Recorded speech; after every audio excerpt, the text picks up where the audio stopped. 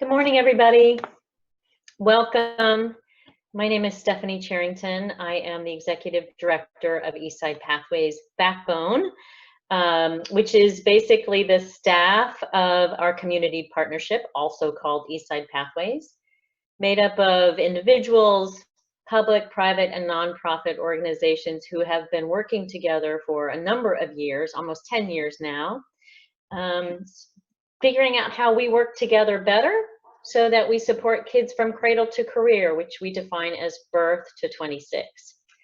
And during this time of COVID-19 and the crisis, we, the Backbone, have been able to shift our work so that we can bring the broader community together in this platform of Zoom so that we can make connections and many other things. And I will just share with you really briefly. I am really happy to be with you guys today. I was sharing with my team this morning. We blew a fuse and we had a flood in our kitchen. So the chaos is happening in other parts of our house, but I'm bringing my humanity with me to you to share in this work, and I'm really happy to be here.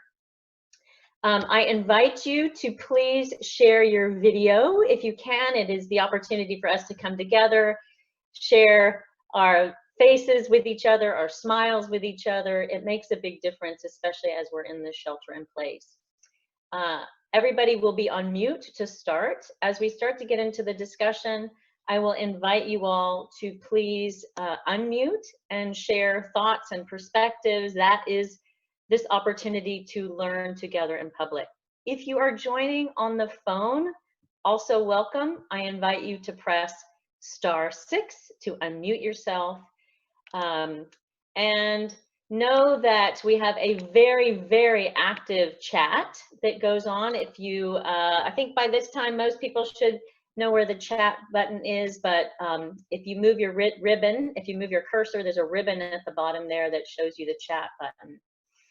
Please open that, and I see folks already starting to do it. Thank you. Please enter your name, your neighborhood or organization with whom you're associated, and your contact information. We share all of this information because part of this learning together is the continued learning and work together between these calls, and so having that contact information is really important.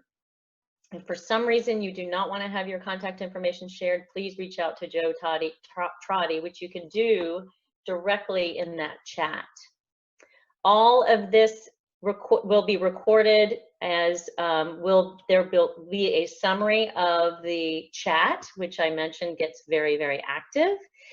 And I also encourage you to please have a pen and notebook handy, because taking notes on your own, reflecting on action commitments that you can take, that actually is what helps us get to providing supports and services that so many need in this time period.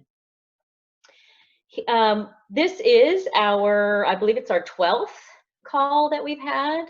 We started these back on March 17th. And again, we started with the opportunity to bring people together because people were saying, I need this, and others were saying, I have this to offer. And so making those connections during a crisis was really important to start delivering those supports and services. We then started to continue the conversation into, okay, we're delivering these supports and services, who's being missed? And how do we find out who's being missed? And the discussions included the importance of involving the community with whom we are serving and to whom we are serving in the solution and developing those solutions. And this opportunity to learn in public and with each other, and how we do this better is really important. And some of the results that we have strived to achieve here is the building of relationships virtually. Having that real-time sharing, reducing duplication and gaps, and again, ultimately taking action. And I just want to take a second about the actions. I think sometimes people feel taking action, it has to be something big. And especially in a time of crisis, when you're working so hard just to deliver the supports and services, it feels like you don't have any other time to do anything else. And what I would offer is that it is in the small actions that make a difference. Even if you are activating your spheres of influence, meaning you're going and you're talking about this work with others with whom you're associated. And you may say, I have this challenge. We're really working to deliver supports and services, and I don't know how to stop and really make sure I'm taking a look at who we might be missing. And having those the conversations and raising that consciousness is one of the very important action points that you have the opportunity to be taking. And when we're all taking small action, it's when we start to have that collective movement towards really providing the supports and services to all that need them. So with that, I want to move into our gracious space, which is our opportunity to welcome people here. We're going to be transported by the power of Zoom into smaller breakout sessions. You do not need to log off and log back in. You'll be taken into the breakout session and brought right back to the large group. So your question to ponder is, what is the vision for hope that sustains you? Especially as we think about transitioning from our twice a week calls, which we've had, and we heard from you, once a week is really, really important. And so you have to be able to think about what is it that's going to sustain you through these calls, in between these calls, as we start to move to once a week next week, which we'll talk a little bit more about later on. So, Vicki, can you please transport us into our small breakout sessions? Hello, everyone. Welcome to our gracious space breakout session. The way that we do this is that I will share the question that Stephanie had us ponder on again. You introduce yourself and share your response. The question is, what is the vision for hope that sustains you? I'm Sandy Nathan, Community Impact Manager with Eastside Pathways. The fact that we're all coming together, this diverse set of stakeholders, because of this crisis, the way that we've come together and we are centering our solutioning around community engagement and equity. I'm not saying that we have done it and we have aced it, but to be mindful of that need to center our solution around equity is what my hope is to take it forward as we emerge out of this. And with that, I'd like to invite Janet Levenger to please share your name, introduce yourself, and then share your response. Hi, I'm Janet Levenger. I was a founding board member of Eastside Pathways and was board chair for a few years. I'm currently on the board of the Seattle Foundation and the UW College of Ed board. I guess I'm hopeful that because young people are very resilient and young people are becoming, you know, I heard today on NPR that they want to vote. That's really exciting. So I think that this crisis is showing them how important their voice is. Mm-hmm. And hopeful. Yeah, thank you so much, Janet. Can I invite Cassandra to share next, please? Yes, you may. I think the thing that leaves me with the most hope during this situation is that equity has been forced to the forefront and we're not going to be going backwards. It's there and it's our job to continue pushing it forward. We have gained momentum and equity so much faster because of this. And sadly, because of this, but it also brings me hope. Right. Thanks, Cassandra. Can I invite Christy next, please? Hello, Christy from Boys and Girls Club of Bellevue. I guess what gives me hope, or what I hope comes out of all of this, is that people are just generally nicer to each other. I think that everyone now can relate to each other more so than they ever have. So, and I hope that that continues moving forward. Thanks for sharing, Christy. I do have somebody that is joined in as 99 Jones iPhone. I'm sorry you haven't renamed yourself. So that's my work computer. I mean, my work cell phone. Shamari Jones. I think that as far as hope is concerned, I work in an industry where I frequently hear leaders in our org saying that, man, if only we can like break the system and start over again, we would do this differently. And so we have subsequently, due to this COVID pandemic, experienced the breaking of the system in ways that we weren't necessarily prepared for. And to someone's earlier point, like this has given us such an devout exposure to the inequities and the inadequate way that we serve many of our communities. And so my hope is that as we begin to rebuild coming out of this pandemic, we're doing in a thoughtful and much more equitable way in service of those families who are furthest from justice. Thanks for sharing, Shamari. Can I invite Liz to come in, please? Sure. Good morning. How are you? I think for me, I hope we'll hang on to the innovation that's taken place and, you know, the thoughts that would have been, oh, we can never do it that way. Well, we're doing it that way. You know, look how we're meeting. Look how many people are engaged. We would have never gotten this many people in a room together. So I hope we'll hang on to the positive things that came out of it. And I think what other folks have said about equity, what's given me hope is that we've kind of realized how much racism and a digital divide is at the forefront of a lot of how we give resources out. So I'm hopeful that we hang on to the innovation and think we can try new things. We've done it before. Excellent. Thank you so much, Liz. I'd now like to invite Narima to please come in.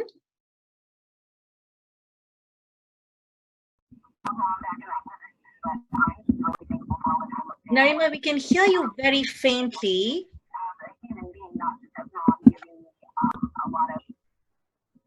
Helping me recharge and stay grounded is I've been joining a specific educational group who leads the Beyond Diversity conversation. They've been hosting calls 3 times a week, and it's just been so amazing to have people talk about their experiences and just supporting each other as human beings, because a lot of the time I'm interacting with other adults, it's work related and not necessarily just about how I'm doing as a human being. One thing I do want to share, because Christy, I heard you talk about in the news, a lot of folks are talking about how people are different, and I want to let you know a part of our design stage is going to be talking about racial equity and talking about the intersection of how race and the coronavirus are intersecting. So I just want to name that for the group, hearing that while we value, and I could say, I was sharing with someone the other day, I feel like it was really hippie before to say like, oh, we're all in this together, but we really are. We're having this global experience. It's not a great global experience, but we are having a global experience, but also recognizing that it's hitting different people in a lot of different ways, and that's not just around race, but economics and things like that. So because I have the inside scoop on this design, wanting to share that so that you're prepared when those conversations come up. Mm-hmm. I'd just like to chime in with that a little bit. You know, I worked as a library assistant in Highland for 7 years, and when I did that, I read so many of the middle school kids' books, you know, the creative kids. There's so many books in the 80s and early aughts where it's this dystopian thing like the Hunger Games or the Divergent, whatever. And, you know, we talk to kids, and I talk to kids and my nieces and nephews about how these books envision these societies where there was elite people and the other people. And personally, I feel right now, seeing the world, like those horrible, so you see this, those of us that can work at home on the computer, I'm here, I'm getting my phone by me, I'm effectively working because I have all the technology. I'm a college student here, the Italian comics are used to in all his classes. My older kids are, you know, working at, you know, tech. So Narima, I don't know if this was a problem at my end, but I could hear quite a lot of what you said, but also some of it was faint. I did pick that we are talking about equity, and you'd be happy to hear that as we move along in today's meeting, we have our Racial Equity Council, the Eastside Pathways Racial Equity Council, who's going to be engaging in a fishbowl activity, really talking about how they see us emerging, working with the equity lens on in these times, but also keep that as our mission as we emerge out of this. So that's going to happen later in the meeting. So thank you so much for sharing, everyone. We will be moved back into our main room in about 70 seconds. I'd request you all to stay here because there is a group that's being facilitated in the main room. Is anybody willing to summarize for our group when we go back to the main room? Just any themes that came up for you that you'd like to speak to.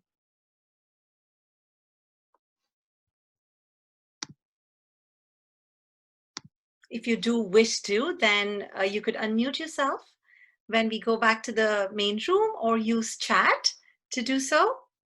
I think we heard some themes around equity, youth voice, people being clear about, we always saw the disparity, but just how this pandemic has made those gaps wider, so that being mindful of the intersectionality. And I invite you to unmute and share what your vision for hope is that sustains you.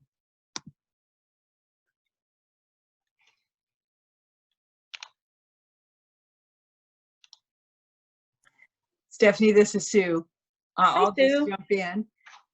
My vision of my hope is that after these calls and after this crisis passes, that we're still working together, and that there's some form, and I don't know if there's a way to include these calls in what we're doing at Eastside Pathways, but I think this is really helpful, and I hope everyone continues to work this way and work collaboratively to change systems and create more equity within our community. That's great. Thank you, Sue. Thanks for joining. I think that we may have everybody back into our main room right now. So as folks were coming in, you may have heard Sue's contribution to her vision for hope that sustains her. Thank you again. We also heard some other great comments, but I also want to open it up for others that were in other breakout sessions to share, just popcorn style, just a couple of visions for hope that sustain you. And please feel free to also offer it into the chat if you don't feel comfortable sharing by unmuting, but it's always great to hear voices too. So I invite you to unmute. Anybody want to share? Hi, this is Liz Mills. In our group, I would say that having equity at the forefront of the conversation was something that everyone appreciated and wanted to hold on to into our new normal. A couple other comments were how people were kinder to each other and very interested in working innovatively and collaboratively. Thank you, Liz. One more, if we can, please.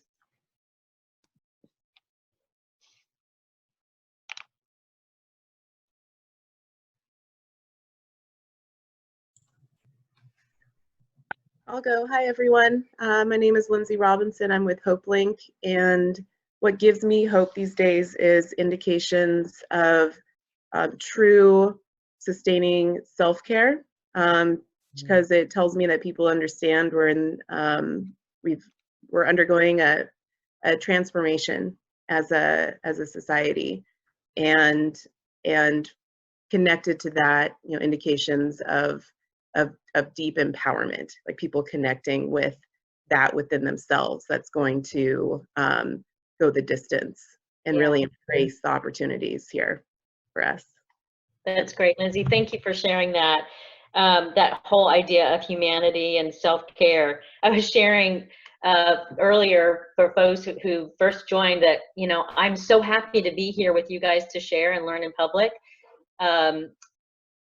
not only for the fact that I just love coming together with you guys, but also that there is a complete nightmare happening on the other part of my house, and that we've blown a fuse already and there's a flood coming out of our kitchen sink. So it's really great to be here, and that's part of the humanity that I'm bringing to you guys today. You know, one thing I forgot to do at the outset, I want to introduce our team, and then I'm going to turn it over to our team to take us through the conversation today. We have 2 community impact managers, facilitators for our work. The first is Sandy Nathan. So Sandy, give us a wave if you can. Kalika Curry is our second community impact manager. Kalika is going to be facilitating today. We also have Peyton Richardson, who is our data officer. Joe Trotty, who is our communications manager. And our business and operations manager is Vicky Yu. Vicky is running all things behind the scenes. So I just want to give a huge shout out to this team for the work that they've done for the last many, many weeks. 12th session that we've had today. I think they've really, really been able to contribute their expertise to helping bring the community together. So I just want to give them a quick shout out. All right, now we're going to turn it over to Peyton to take us through the data section. Thank you, Stephanie.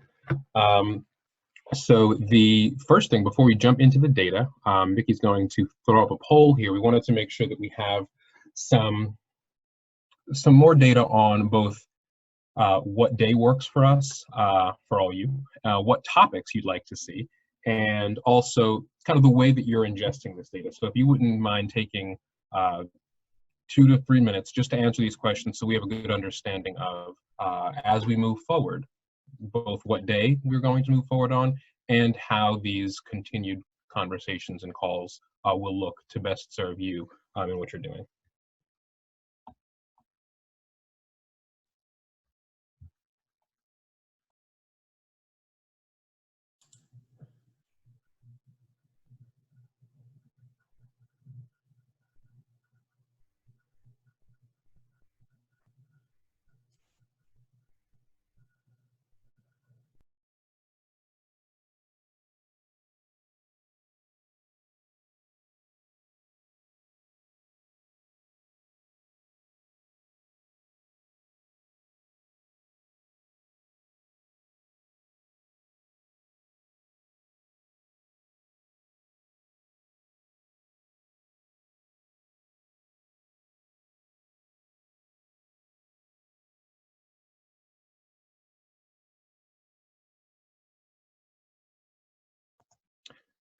I'm going to give everyone about 30 more seconds, and then we're going to move forward.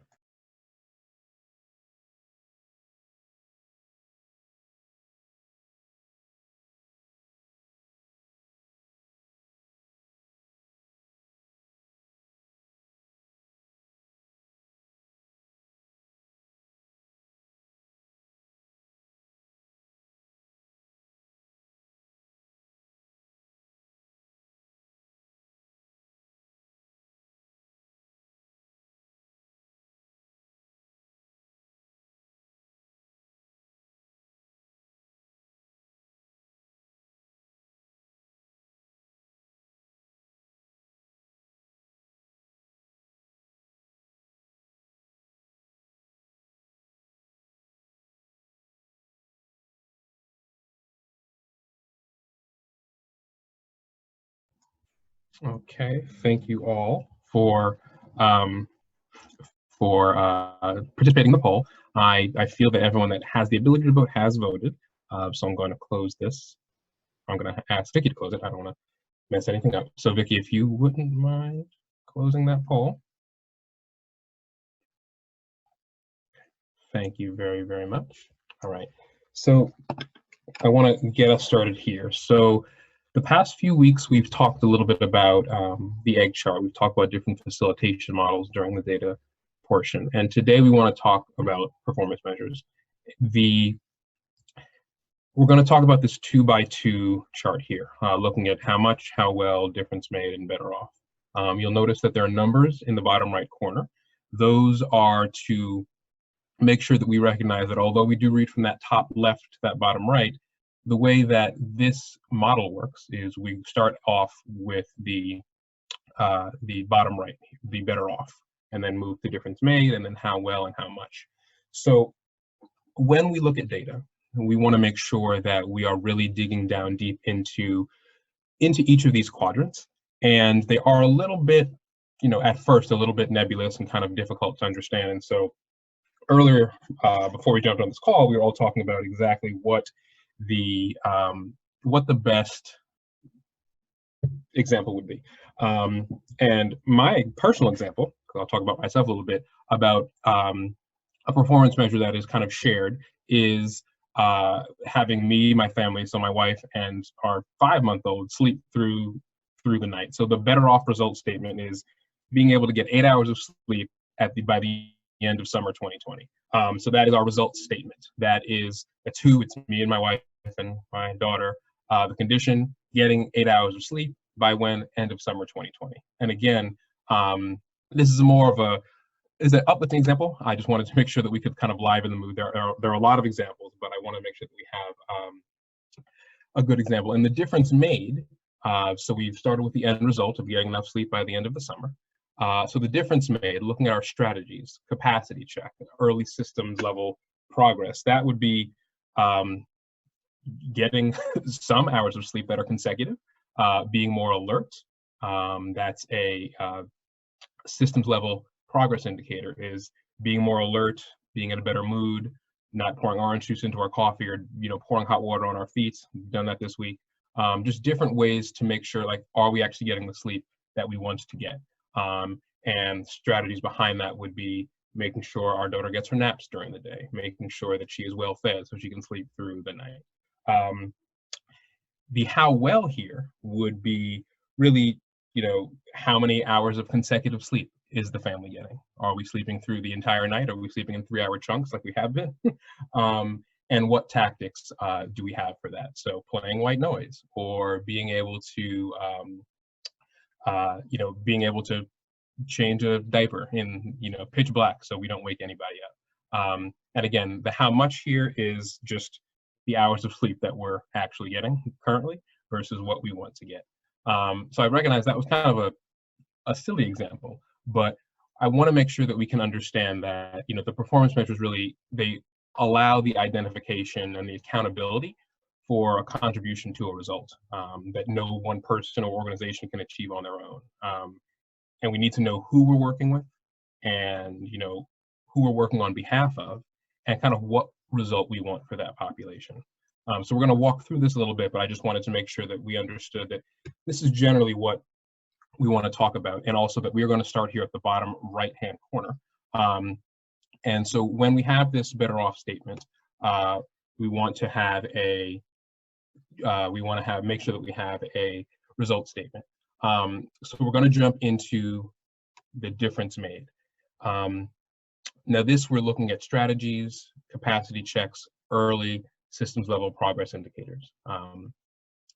What we have here are some of the polls that we asked you all about, looking at how are we doing as the kind of creators of this container. What are the measures that we're looking at, and how are each of you feeling that differences have been made as a result of these calls? So again, this is an example of how we are, within the space of these calls and within this container, are making a difference. And these numbers are, to the backbone, indicators of progress of how we are moving forward. These 2 polls were taken, as you can see, on 4/7 and on 4/21, and we're just really using that to make sure that we are moving towards making this container, making each of you, and making the community better off. And we will get to that better off statement again at the end. So we're moving again into the how well, and these are, again, indicators and early warning signs of what it is that we as a container and as partners and as the backbone are doing. So here we are looking at both these summative numbers of how many folks are coming to these calls. We need you to come to these calls in order to drive any sort of result. and we need to understand why you're coming to these calls and exactly what you are getting out of it. How well are we doing the job of providing a sense of community, or helping each one of you serve the community better, or helping you do your job better? And as the data officer, I want to make sure that we can really track continuous improvement, so that each of these calls, each time that we get together, it is better than it was previously. And this is when we talk about how well, that's what we are really looking at, is how are we doing this better each time? How are we weaving continuous improvement into the work? And again, these are 2 polls. These are questions that we asked you on 2 weeks apart, to see exactly how you were feeling about participation in these virtual meetings. We see different percentages for each of these, but again, we want to make sure that each of these facets, from providing a sense of community all the way through helping you do your job better, is something that we can continue to move forward with. And so then the most foundational thing is how much. And this is, again, data that you all have shared with us around, either what you all are doing on your own, how you are collaborating with other partners. And these are just quantitative measures of data that we have collected from you to talk about how much you have done. And again, these are all pulled from either the chat or from the recordings of the meetings, to really put forward exactly all of the different areas and all the different ways that various communities, various providers have helped have helped their communities. And this is not obviously a full list, but these are just some examples that I wanted to pull. So now, as we promised, we wanted to look overall at this 2x2 graph. And the one thing you'll notice is that in the better off section, we have our result statement.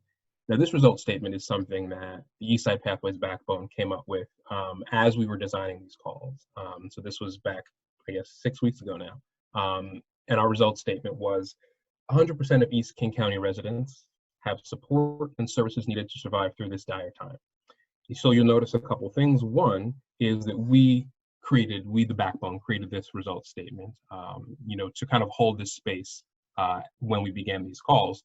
And 2, which is italicized here, we have this dire time. So we don't quite have the by when, and we can certainly talk about that, and that's something that we can talk through in future calls. But the backbone realized that when this started, we weren't sure when it was going to end. And frankly, I'm not sure even now we know when it's going to end, but we do want to make sure that we can have a time-bound result statement there. So that's something that we are working on in the spirit of continuous improvement.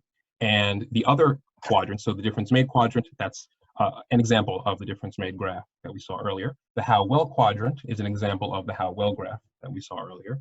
And here in the how much, this is an example that I believe Gloria Henderson shared with us in our last call. And we wanted to bring that up because we are looking at the collaboration between Lake Washington School District and Padres Unidos. And this came about because Gloria had mentioned that the amount of students receiving meals was not in alignment with the amount of students and families that qualified for meals. And through some digging and figuring out why that was, they recognized that the communication was not getting out, and that the families, a lot of Spanish-speaking families, were not either receiving them or feeling safe, coming to these sites. And so using that kind of collaboration, making sure that, Lake Washington knew that they had information and they had food, and that was their contribution. And they worked with Padres Unidos, who has spoken on the call previously about, ways to make sure that Spanish-speaking families can receive information in a way that is equitable and in a way that is clear and relevant and also accurate. And so this is an example of really what what these performance measures may look like. You know, Lake Washington school districts want to hold themselves accountable for making sure that the students in their care are fed, and Padres Unidos wants to make sure that the communities that they serve are also getting fed. And so each making sure that each of their contributions they can be accountable for. So I'm going to move to the next slide. So that was a lot. We moved through the performance measure 2 by 2 pretty quickly. And in the chat box, please, you can type out questions and I can respond. But while we have a little bit of time here, I want to make sure that we have time to look at our effective question for today, which is really, how are you defining and how are you measuring success? The performance measures look at the result statements, look at the strategies and the indicators, both qualitatively and quantitatively. And so we want to make sure that each of you recognizes that measuring success is critical, but also so is defining that success. So you have a shared understanding of what it is that each of you are trying to do. So I'm going to, again, put myself on mute. And if you can feel free to unmute yourself, write in your journal, type in the chat box, how are you and or your organization defining success? And how are you and or your organization measuring that success?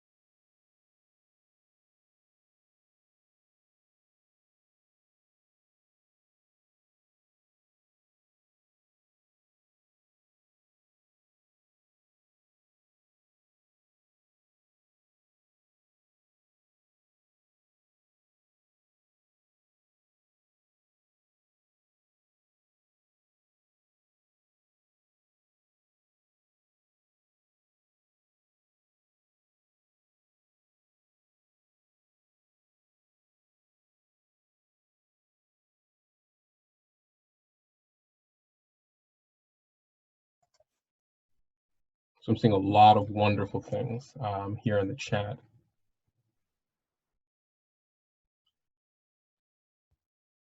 Number of volunteer mentors connected, students reached.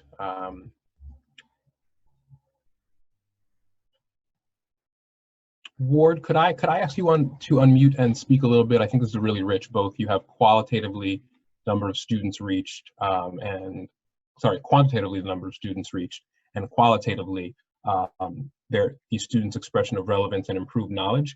I was wondering if you could speak a little bit more about that. Sure. When we do our in-class presentations, as well as when we are working with students in clubs and things like that, what we're interested in is in bringing positive bystander behavior to the fore. In order to do that, they need to know what the behavior is that they're trying to identify as unhealthy or problematic.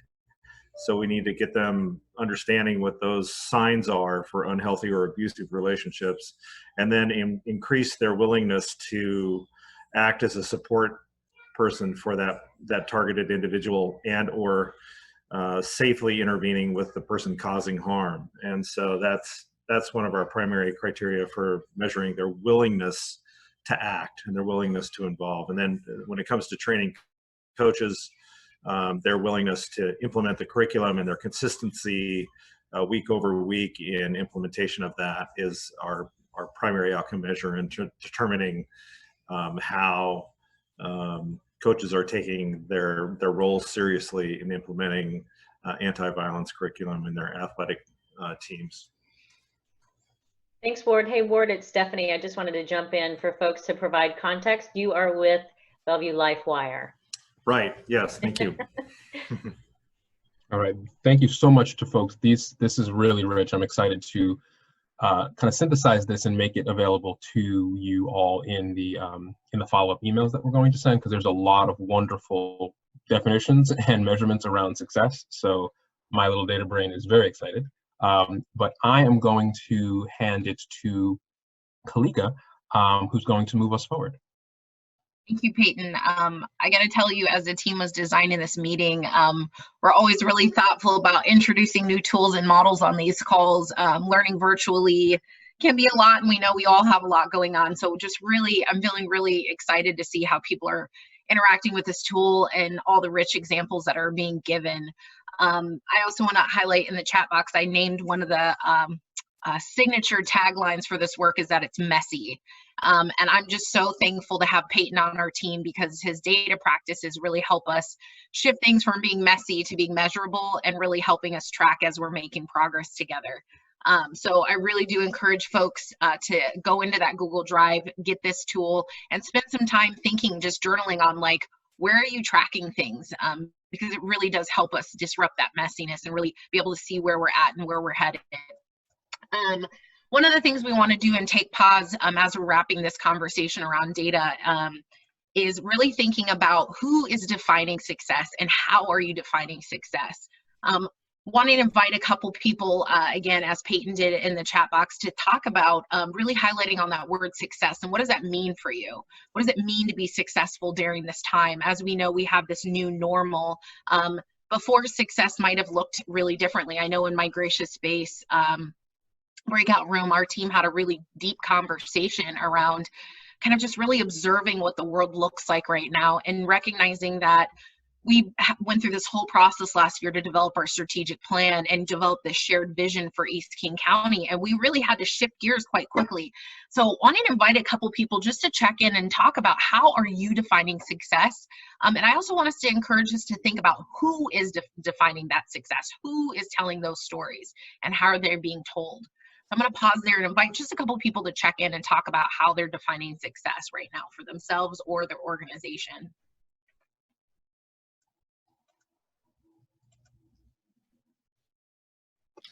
Well, I'm just going to share a little bit. Like, for us to define success is when we find those families that we are rich, get connected, and they connect themselves to different, they take initiatives and connecting themselves to different organizations, and they take over.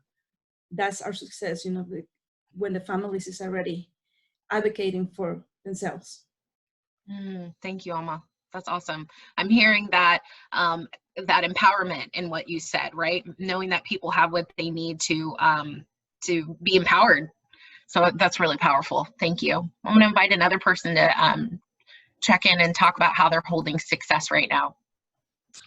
Kalika, this is Lalita Opala from India Association. And I think when we look at success, looking at the struggles that we went through in March, we constantly meet the community where they are in physical spaces, and to see a complete shutdown, and within 2 weeks to transcend ourselves in programming to an online space where almost 70% of our attendees are now on Zoom doing wellness programming, but more importantly, where we are also getting community inputs on different Zoom sessions or WhatsApp and other digital platforms where we are meeting our community, identifying needs, and creating these safe spaces for authentic conversations to identify how those needs are changing, and then to come back to our volunteers and staff to identify how do we now serve these changing needs. And I think I see that when you have a community involvement on whatever space you create for them, that becomes success for us, because it's our community who identifies the needs, and it's our community who contributes to the conversations on how you meet those needs. Thank you, Lalita. So I'm hearing that part of the value in the work before this and now is really community engagement, meeting people where they're at. And I'm hearing that you all have worked really hard to adapt your practices to create that new virtual space so that you can continue to carry that value around collaboration, hearing from the community and partnering with them to help develop strategies around that. So really, thank you for sharing both of those pieces around like just where your values are and how you're adapting to be able to continue to deliver in that way during this time.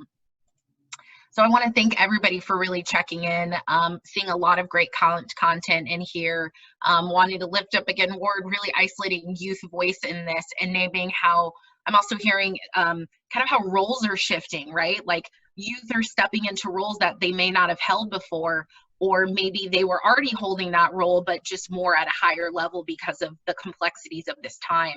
So I think we often talk about roles and capacity on this work. So just acknowledging that we're all holding multiple roles and wanting to think about that continuously as we're moving forward.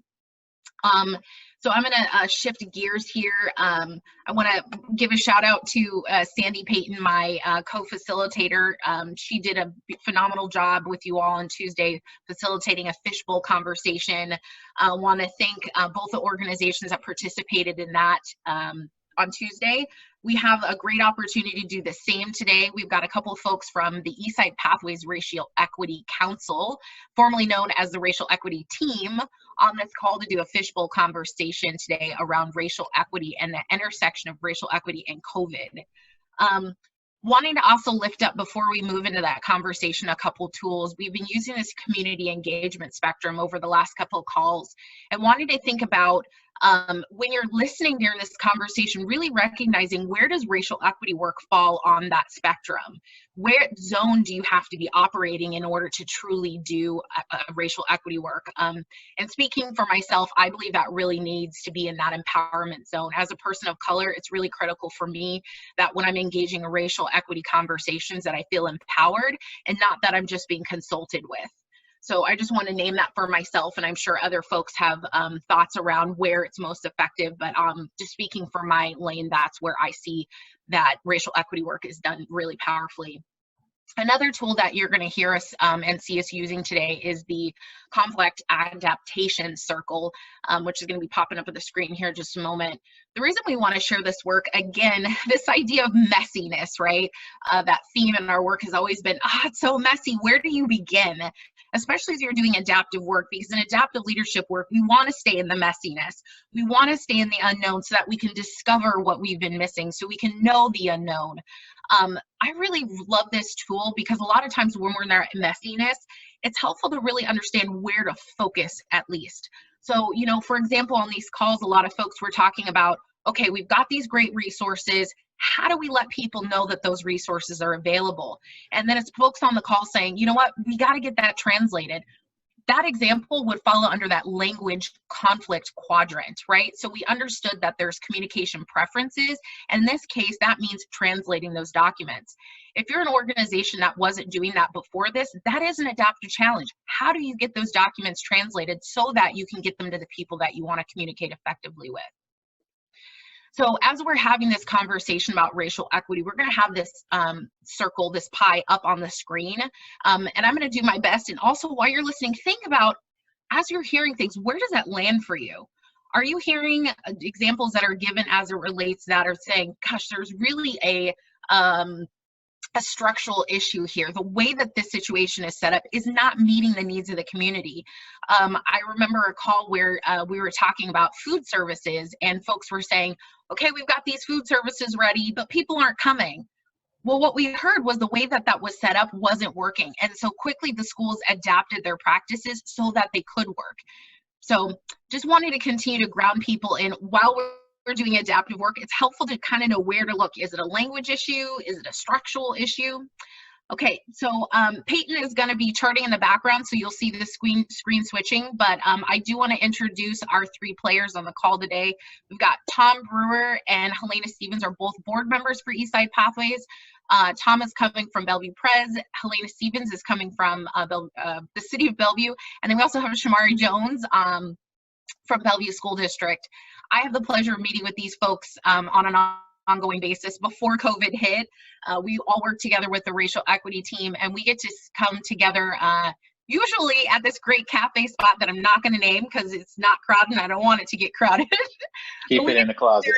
What's that? Keep it in the closet. Keep it in the closet. So we have the pleasure of meeting together and really just talking about racial equity work and designing meetings together. So I'm going to invite each of you to jump in, share your name, and just check in on how you're doing right now. And turn your video on, please, Shamari Jones. Yes, ma'am. Well, this is Tom Brewer. I'll jump in first. Hey, Tom.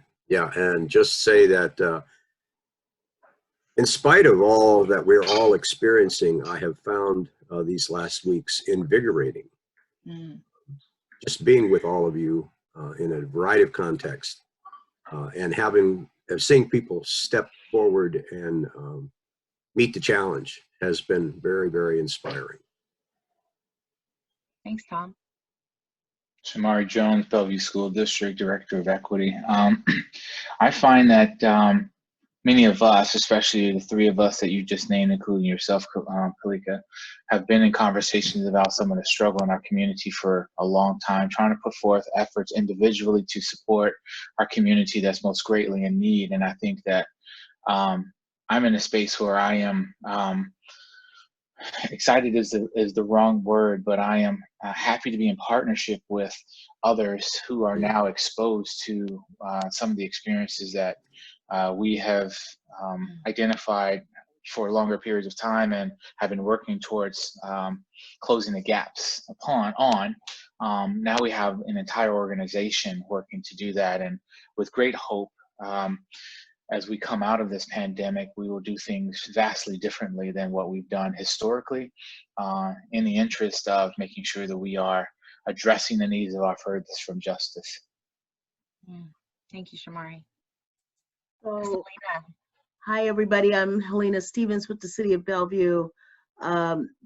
So the thing that comes to mind to me about this whole process is the high energy to resolve issues, and the fact that everything that all of us have been really learning and building our skills and honing our skills around and our talents around are now absolutely put in a situation to use them at their highest level and to really be as creative, as innovative as we can.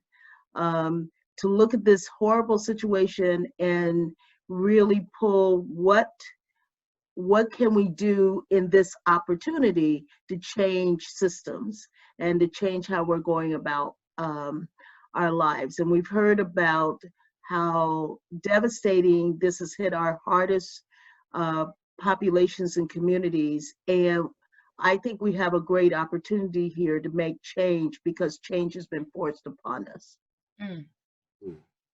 Yeah, thank you, Helena. I want to check in kind of just as a human being versus a facilitator.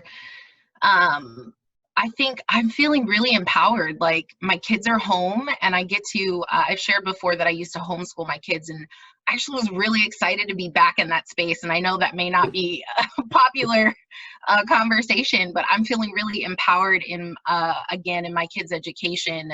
I'm feeling really empowered in like how I'm nourishing my family. We're able to slow down. I feel like we're cooking every meal. We're trying new recipes. I'm just really enjoying the pace of life and feeling the decrease in the have-tos. So to dovetail what you were saying, Helena, I'm excited and kind of also a little nervous about when things go back to normal and being really mindful of like what I put back in place and what I don't put back in place, because there's just been so many opportunities to check in with myself and my family and how I was dividing up my time. So yeah, that's kind of what I'm holding. Thank you for checking in. I want to kind of shift gears a little bit to hearing from you all around what really racial equity means for you. I talked a little bit earlier about shared language and just really wanted to hear from each of you, what does racial equity really mean and why is it important?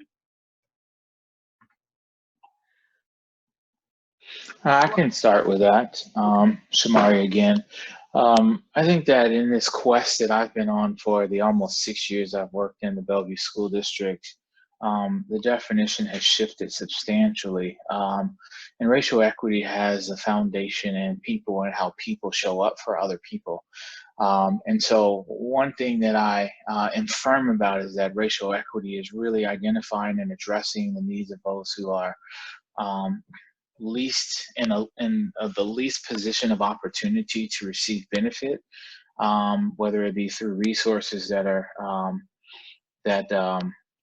are being doled out to them, or whether it be through just the humanity of how folks are accessing opportunities throughout their life and lifestyle. And so for me, the transformation of providing access and opportunity to those who historically have not had it floats to the top in the work that I do. And not that it's not important for those who have historically had it, but I want to ensure that I'm putting emphasis on those individuals who don't even know that the resources exist, you know. And so, as a synopsis, I'm making a clear effort to work with communities who have never had the opportunities to fully succeed. Thank you, Shamari. So to go back to that pie chart, I'm really hearing you talk about that structural conflict, like the way things are set up, and then also hearing you say that you've made that as a formal part of your role. Like that's how you show up consistently, systemically, right? When you're going into doing your work, that's the focal point of how you're leading. Thank you for that. I would add that racial equity, the issue around it is very fluid. And it changes from community to community, from individual to individual. And regardless of what an individual's background is, we have to remain open, or I have to remain open to how I impact other communities and other people. So sometimes I'm in the position of influence, and sometimes I'm in a position of actually being not able to help. And so the challenge is no matter who you are, who is really suffering the most, and suffering changes. And what kind of resources can I access to change that suffering or minimize that suffering? And is it being fair? And fairness doesn't always look like everyone gets the same deal. It means that what does this community or what does this individual need in order to not only survive, but to thrive? And to get out of my own way, my own perceptions of what I think is right and wrong, and make sure that I'm really listening to the needs that are being explained to me, and addressing that without making judgment calls on it. So I'm really hearing you naming relationships, right? How we're framing people, really identifying that this is something that impacts all of us, and then also hearing this value and needing everybody to have that same value around, and understanding of like what it needs to be fair, and what sort of action we take in order to do that. I want to make sure we get Tom's voice in here on as a white male. How are you holding racial equity, Tom? Yes, I come to this whole matter. I'll label it for you in the values conflicts area. I come to it from the basis of a belief system, a worldview, and I have to confess that it's not something that I have consciously understood throughout my life, but rather something that I am coming to understand: the simple humanity of all people, and elevating our common humanity above all other identifiers is absolutely critical to me, and causes me to both regret much of my internal thoughts, feelings, and practices in previous decades, but also causes me to enthusiastically embrace the transformation. I'm trusting that it will be going on for the rest of my life. Thank you, Tom. I'm gonna +1 on that. I am a mixed race woman, and I grew up in East King County, spending most of my time in white spaces. I'm half white, and so as much as I love and embrace both sides of my culture and race, I also recognize that I'm deeply impacted by racism, and really a lot of my journey is unpacking the stories that I've been told and how that shapes my identity and how I show up in spaces. So I'm on a similar journey, Tom, as you, for different reasons. So I know there's never, we can talk about race and racial equity all day. I really want to thank each of you for just giving us, speaking your truth into this space. I'm going to invite people, we're going to weave two things into one here. People who are observing and listening to this conversation, really wanted to prepare you to take a couple moments to reflect on what you've heard. I'm going to transition and close out this fishbowl by asking each Tom, Blaine, and Shamari to just share one piece of advice on how to lead this work in people's roles in their organizations, a charge or a tip, so to speak, to close out this fishbowl. I'm gonna jump in. First of all, we need to give more time and more resources to the importance of this. We have a habit, even in crisis, to make racial issues the last priority rather than the first priority. And that is highly frustrating to me. It deserves a higher level of attention, and it needs more time, and because it's about relationships, and how do you do that if you don't give adequate time and resources to really allow people to come to the table to share their stories and to give valid and solid substantive solutions to move us forward. Yeah, I like that, Helena. I think my statement is on the same lines as Helena. It's about relationships and partnership and leadership. Like, there is a need for us to, especially in organizations that are systematized and rooted in racist ways of being, it is important for us to build movements and coalitions with other individuals to address the inequities and not stand down when times get tough. You know, there's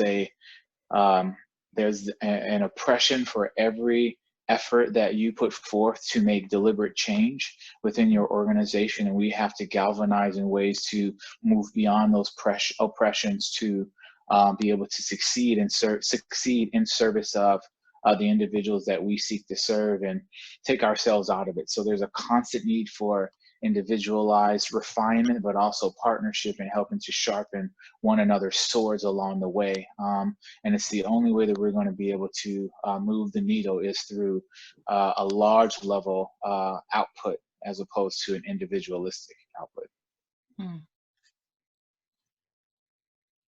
So this is Tom. I'll speak to this from the standpoint of my being a white male in my elder years.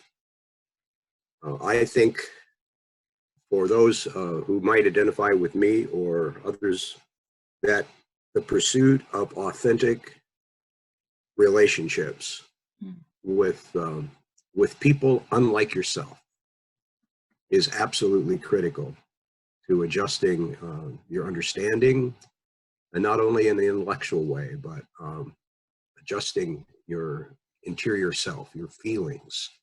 I am one seeking to dismantle internalized racial superiority.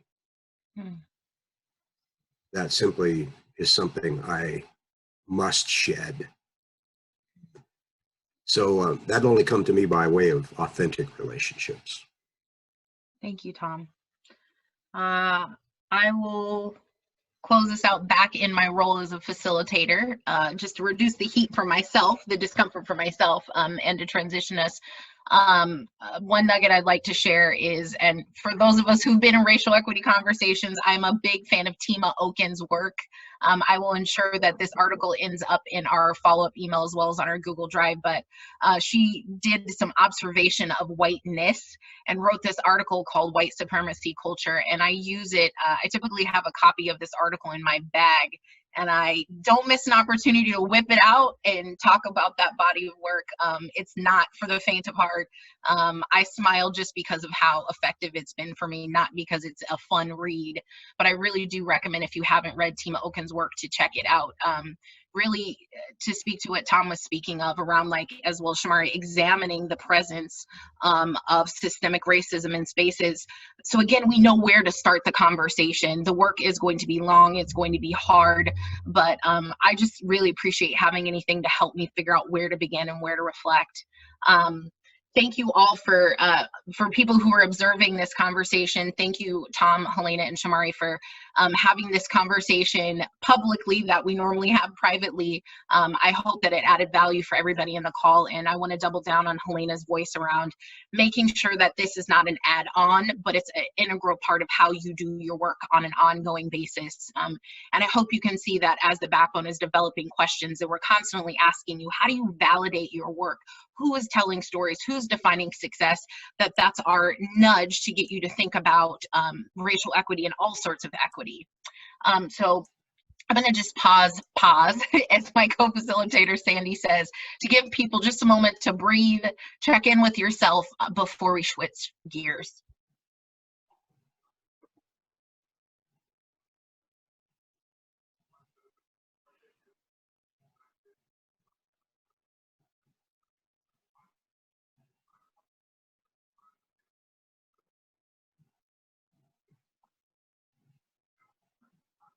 Okay, thank you. I know that a moment can feel really long, a moment of silence on a virtual call, but I know we've been taking you on a pretty rapid journey here, traveling through data practices to having a conversation around racial equity. We're going to give some moment for everybody or for folks who want to check in today. This is a time in our meetings where we allow for people to just check in on what you're working on, some updates from previous calls, or if there's support that you need, being able to share that in this group. I do want to encourage folks, as you're sharing, if you can either name what sort of conflict you're in or where your growing edge is. If you're saying, okay, we've developed the practices to deliver 10,000 meals, but our growing edge is how do we get to this particular population? Or thinking about, gosh, we're doing really great work, but we know, as Shamari said, that there's this conflict right here, like I can't get past this thing, or things are pushing back on me. So really want to give you this time to check in, give those updates, but encouraging folks to name where your conflict is on that circle, or really speak to where you need support and where your growing edge is. I'm not going to name any specific topics. As Stephanie said, we've got a really good rhythm here, so inviting folks just to share your updates and ask for support as you need it.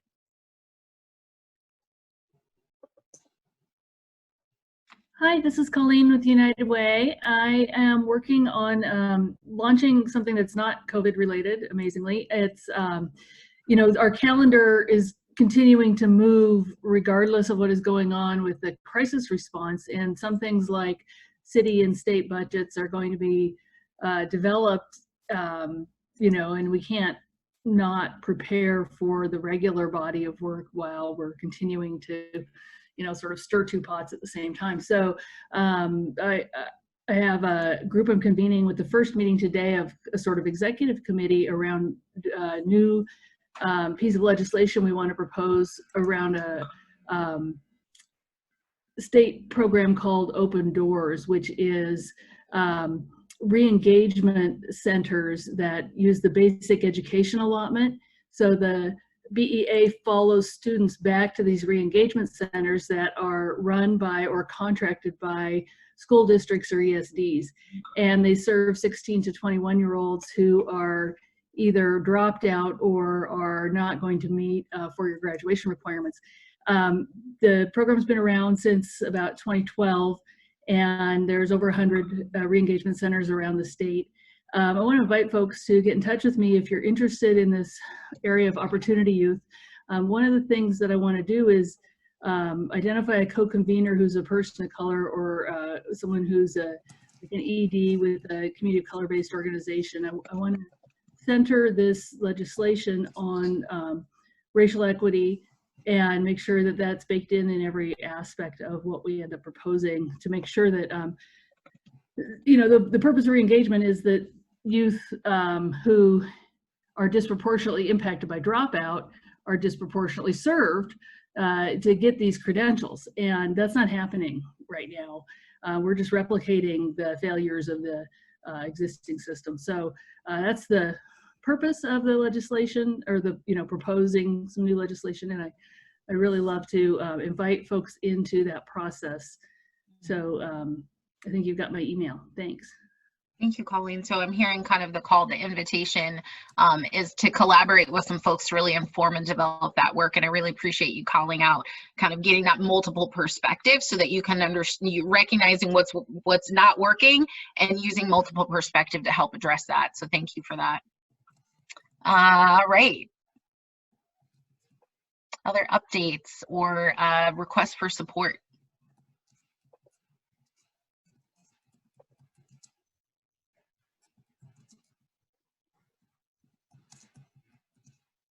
I see Jacob, you're unmuted. Were you gonna check in here, or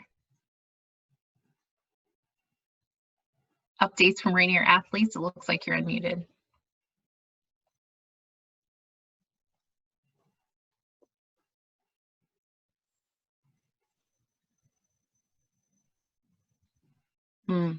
Looks like he's typing, Kalika. Okay, yeah, I'm checking out. I see fingers flying. Okay, yeah, thank you. Any other supports or requests? I do have a private chat here that I'll speak to in just a moment, but I want to make some more space for any other updates.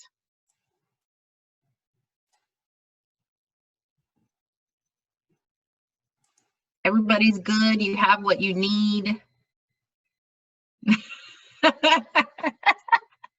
Love seeing some expressions on folks' face. Hey, Kalika, it's Stephanie. I'm also wondering if there might be any updates from action that people may have taken from prior calls. That's also good to get updates on as well. Thank you, Stephanie.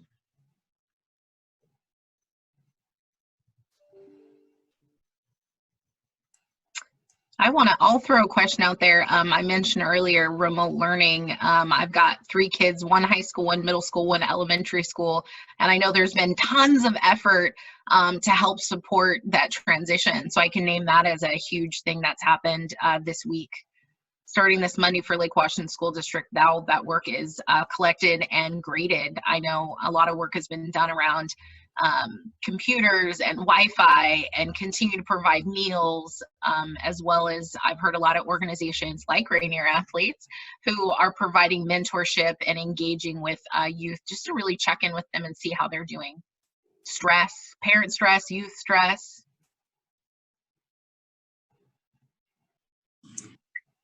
Kalika, this is Lalita Uppala from our India Association. I think we have our youth program director, Anu, on this call who can add to it too, but we have found that for a community that really does not address mental health and deeper conversations as comfortably, we still have found significant interest in switching to monthly once support group kind of a conversation for our youth, which is going to be led by a South Asian therapist.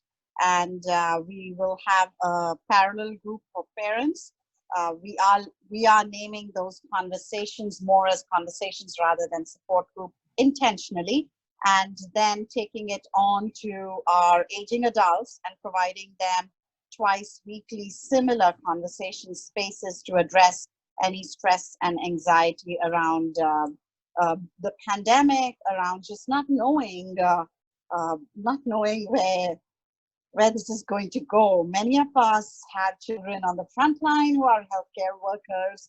some of us have children still going into work, adult children, or ourselves. And I think we've understood that while we've transcended barriers in immigrating and coming to a space where we can breathe oxygen, that challenge that we now encounter requires us to step out and hold hands with not just those that are like ourselves, but to really reach out and learn from other communities how they address these kind of challenges, and really welcome those suggestions into our own spaces.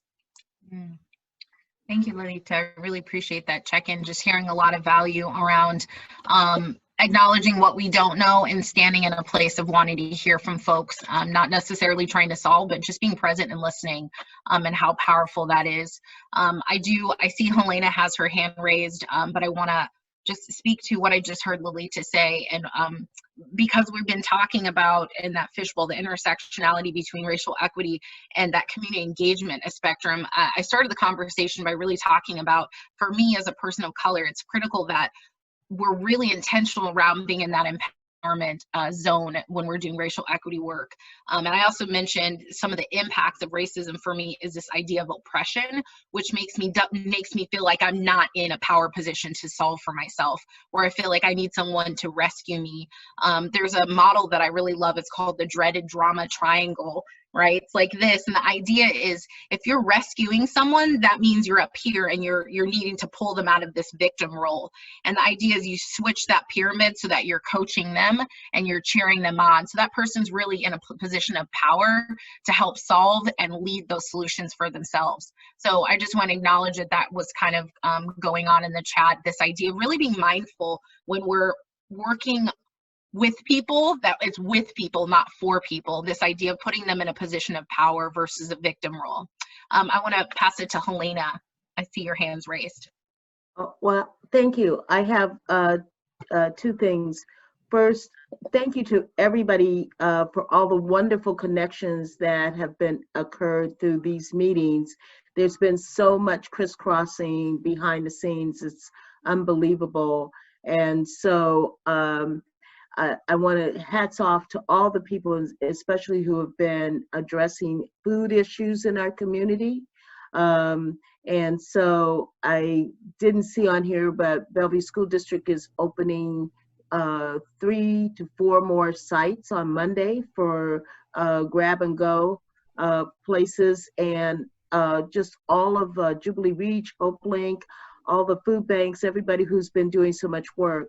And I think that there's still a need out there. So here's the need to see how we figure out to get people food on Saturday and Sundays.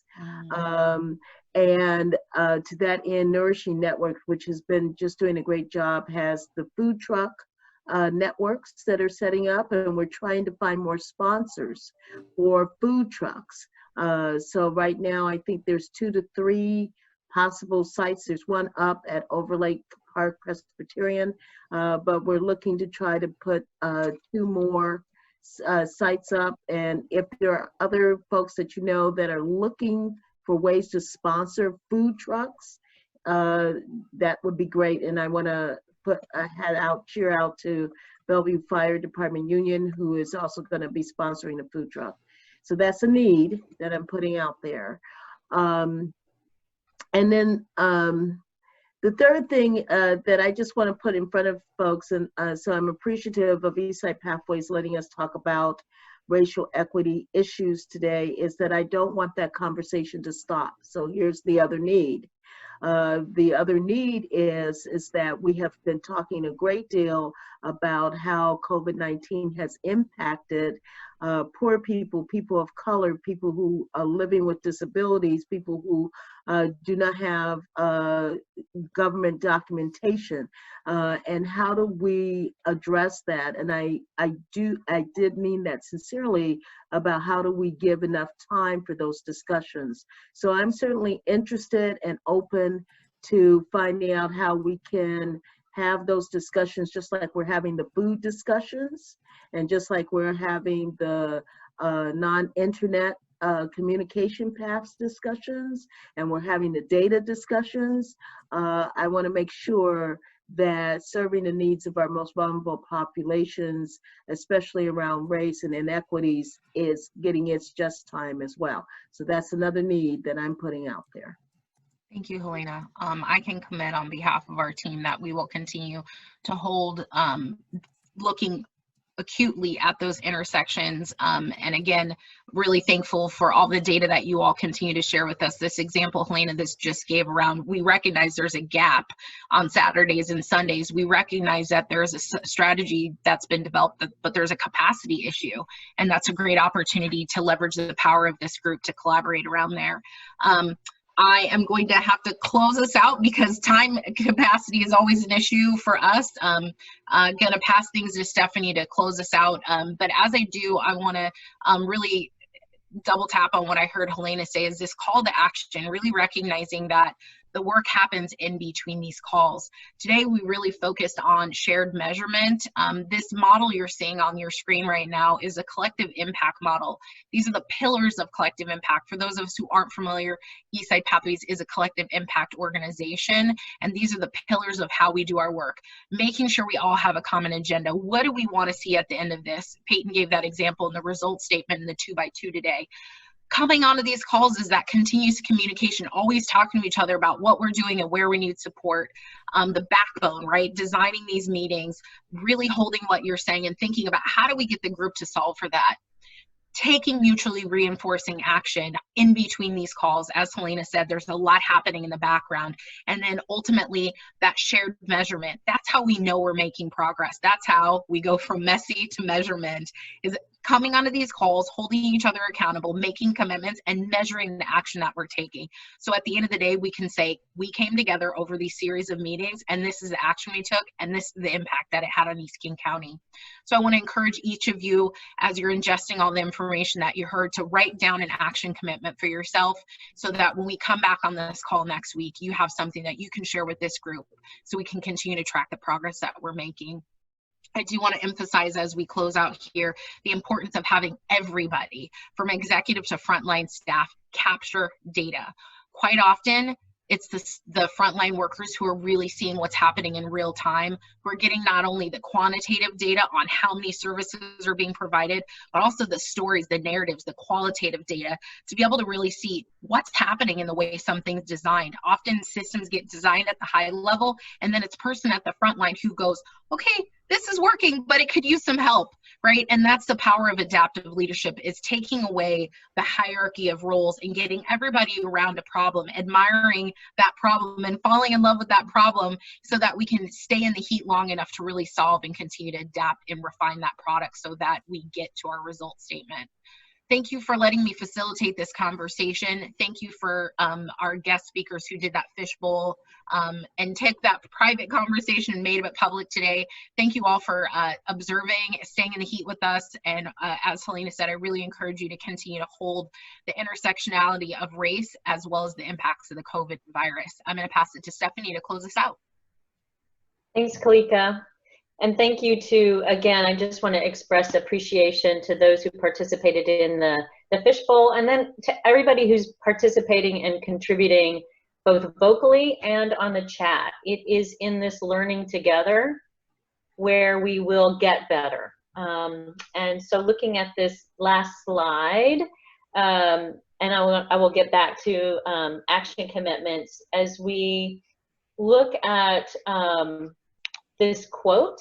Actually, we keep moving forward, Joe. Thank you. So never doubt that a small group of thoughtful, committed citizens can change the world. Indeed, it's the only thing that ever has. So I think that just rings so true for this community in East King County, of committed citizens that can change the world, even in a crisis, and ensuring that we're changing the world for all populations, I think is what is most important, in the opportunity that we've had here to come together. This concludes our twice-a-week convenings that we've had since March 17th. We are now going to be moving to once a week. And again, the opportunity and obligation for all of us is to take action.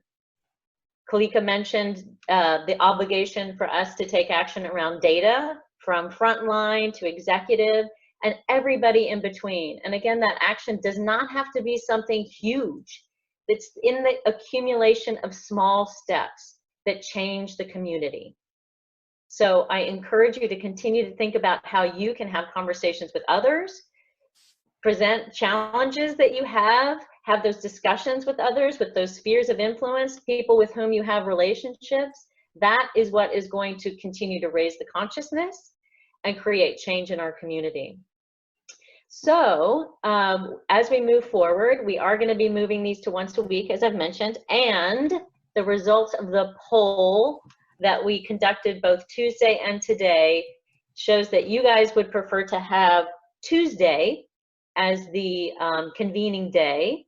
So we will look to continue these every Tuesday at 10 a.m., same time. And we haven't set an end date as of yet. Initially, when we started these twice a week, we said that we were going to continue them twice a week until today. And quite honestly, I don't think anybody really knows where this crisis is going at this point. So we want to keep it somewhat open-ended so that we can continue to provide the supports and services needed for the community to come together. In addition to the one time per week, the other opportunities for convening that we're looking at is potentially in particular subject areas, as well as continuing to provide learning opportunities in the tools that we've shared throughout this series. The real work happens back within your communities, within your neighborhoods, within your organizations, and we hope that you've been able to take some of the tools and learnings that you've had here, bring that back to your neighborhood, communities, and organizations, and start to utilize those so that our practices are changing and that we're working together better to get rid of barriers for the populations who most need those supports and services. So, in closing, true to form, which hasn't been consistent for every meeting, I would like to ask that everybody unmute, and you can continue to use the chat, but I'd like for folks to offer one word or phrase that describes your experience in participating in these meetings so far. And we could just do this popcorn style. So I invite you to share in the chat and to unmute. So one word or phrase that describes your experience in participating in these meetings. I see connected, stronger together, solidarity,